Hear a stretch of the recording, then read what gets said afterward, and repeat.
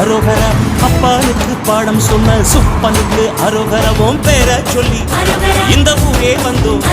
உன்னை தேடி வந்து எங்க உள்ள முருகிய வேண்டி நின்றோம் வேலையா. அழகு என்றால்